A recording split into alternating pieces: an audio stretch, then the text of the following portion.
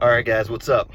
Just finished my workout. It's Friday, and heading into the weekend, I just want to talk about something really quickly, because this notion of one product away, this notion of, a month is going to change your life, I hope that you don't buy into those stories. And I hope you realize that the people that are actually successful chip away at something every day. It's built into their daily habits so that every day they're getting incrementally better. If you get 1% better every day, you're 365% better at the end of that year. So think about it this way, like the overnight success stories, realize that the media, so, TV, news, all those other places, they don't run the inch by inch. They don't run the, gradual thing, because it doesn't get them ratings. And no one watches that because people want to see instant things. That is our society, that's our culture, that's everything today, that it's just like we want it now and we want it fast, and we want it we want to believe that this is how this works.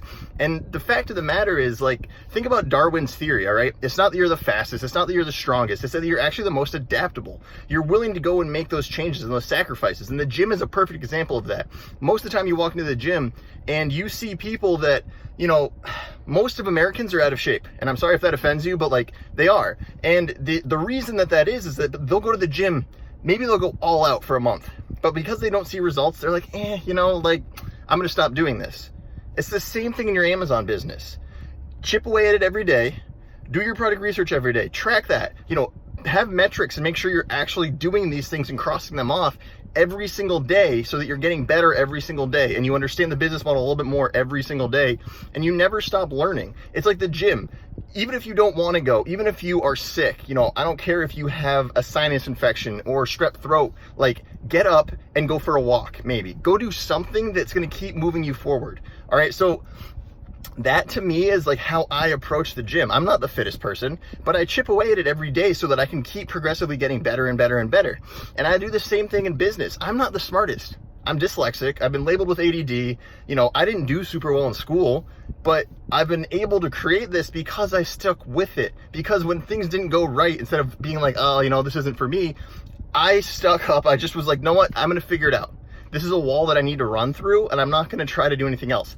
I'm not going to try to skirt terms of service and get reviews from bots or, from bloggers. I'm going to, find the right way to do it. Even if it costs me more money and takes way longer, I'm going to stick with this so that in the long run, I've built something sustainable and a real foundation of a business, versus trying to, use loopholes, which I think is just our society norm. I think it's 2/3 of Americans think the only way that they can actually get rich is by winning the lottery. Think about that for a minute. If you can do simple math, run the odds of winning the lottery. It's, few and far between, but you hear it on the radio, you hear it on TV, you hear them announce that, this person just won the Powerball, but you don't hear the success stories of the people that have chipped away at something for a while. You hear about someone who's built this, 7-figure business in 24 months. You don't hear the rest of it. And the thing is, there are so many success stories that never get broadcasted. And the thing is, a lot of people don't want them broadcasted. They chipped away at it, they earned it, and that's enough for them. They don't need the spotlight. And I think that's something that I want you to realize. And the other thing about doing it every single day, whether it's the gym, whether it's your business, whether it's your 9 to 5 right now, do everything to the best of your ability. And also make sure that you go. I don't care if you're tired at 5 in the morning. I don't care if you're tired when you get home from work and you've just put your kids to bed and it's 9 o'clock and you could watch Netflix and go to bed. Spend an hour. Even if it's 20 minutes, because here's what it's going to do is you're going to start building that confidence in yourself. And that is the biggest thing that I see people missing, is the mindset. This is your greatest weapon. Period, right? This is what separates humans from basically every other animal species, period. So utilize this and keep training this. And, once you start building these things with yourself and you start trusting yourself, it's going to become easier and easier and easier. But the thing is, initially, it's very, very hard. And it takes probably 90 days for you to kind of get in a routine. But you're going to see that when you don't get up at 5 in the morning and you skip that one day, you're going to A, feel guilty, but B, you're also going to be more tired. And it's going to start having these negative effects, and you're going to see why this actually pays off. So Andy Frisella just did 75 hard, and I didn't participate in that personally. Honestly, it's a little too much for me. I probably could, but I'm trying to do so many other things, and that's an excuse. That's on me, right? So I will own that responsibility. I'm not taking accountability for it, but I'm owning that responsibility. So this is, that's part of the problem, though. I probably should go back and go do it, because I did it for 15 days and tapped out. But 3 times a year, I will pick a month where I don't drink alcohol at all. I'm just nope, done. I can't do it. And if I have anything, I don't care if it's a sip of a glass of wine, whatever, I start over. And when you start doing that, then it's okay, You know what, like if I don't search my Amazon product, if I don't do research every single day for, let's say 14 days or 28 days, I have to start over and do it all over again, then you are that much more likely to actually succeed in doing that. You are going to stick with that because you don't want to start over again. And that's how this whole thing works, guys. You build momentum, you build credibility with yourself, but then you start learning these skill sets, you start implementing them. Product research gets easier. It is the hardest part of Amazon. It is the most tedious, time-consuming, can be the most frustrating part. But if you don't get that right, then everything else falls apart. So understand your daily habits, understand what you're doing. Are you getting enough sleep? Are you actually eating healthfully? Or are you, getting stuff that's just microwavable and like not taking care of your body, right? Are you going to the gym? Are you being a good husband, spouse, father, mother, parent, friend? You need to make time for the people that are important, but you also need to focus on your goals. What I want, basically, and this is a long-winded rant, but I want you to learn how to say no. I want you to learn to say no without explaining it. Everyone explains why they can't do something. If someone's like, hey, you want to come do this? No one's just like, no, because we think it's rude.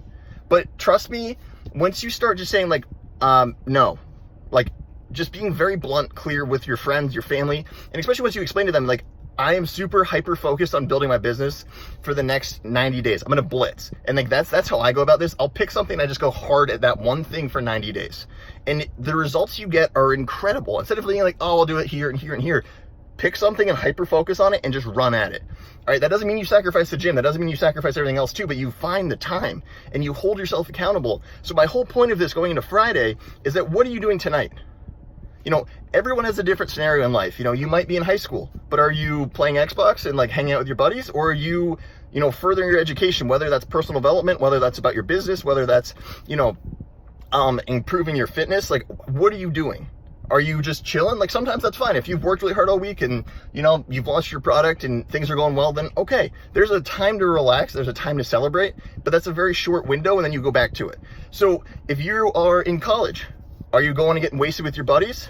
Are you, going and, trying to do all these other things? Or are you, at the library studying for that next exam?